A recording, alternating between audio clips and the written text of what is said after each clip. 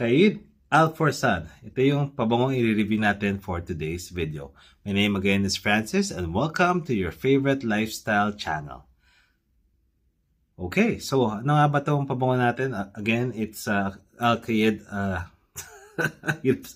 Kaid Alforsan from Latafa, and I bought this from the Facebook Marketplace from Debbie. And if you're interested in buying Middle Eastern perfumes na legit, I can link his profile or Facebook page down below for you to be able to get this perfume. And I bought this 3 weeks ago, and the amount that I paid for is just around 1,000 pesos. Very, very affordable for a 100 ml bottle. Alright, and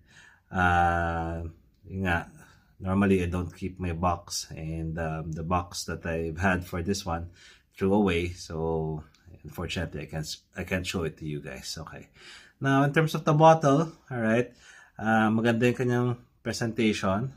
Very simple, black na coating all throughout, as you can see. And then sa front niya meron tayong textured na parang picture sa harapan na may design, and it says on front na Kaid Alforsan.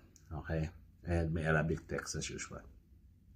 And then at the bottom there's just a very simple sticker that says the perfume, natural spray, external use only, and made in UAE. Okay, now what's nice about this bottle, pansin nyo itong bottle na to, ang ganda ng kanyang cap kasi magnetic siya. Very light lang yung cap, pero in fairness, 1,000 pesos, saan ka makakita ng 1,000 pesos na magnetic na kagad yung cap? Sana our local perfumers would be able to implement this also, kasi ang ganda, ang saucy pakinggan pagka dumidikit yung cap dun sa kanyang atomizer. Alright, now in terms of the atomizer, it's colored or plated gold, and in terms of the spray, ayan, medyo mahina siya. Maliit lang kanyang scent, yung kanyang spray area. Okay, and in terms of the profile or DNA, pineapple. Okay, alam niyo yung fresh pineapple, kakabukas mo lang ng pineapple juice na dole, ganun ang amoy niya. Very sweet. And pagdating sa mids niya, doon yung lumalabas yung kanyang medyo pagka woodsy. Okay, parang may incense na amoy na parang nasa gubat ka. Alam mo yung may mga kakahoyan, and yun yung naamoy ko sa kanya. Pero yung note niya, top note talaga niya, yung nangingibabaw. I think this is going to last you for around 3 to 4 hours. Malakas pa rin yung pineapple na projection niya.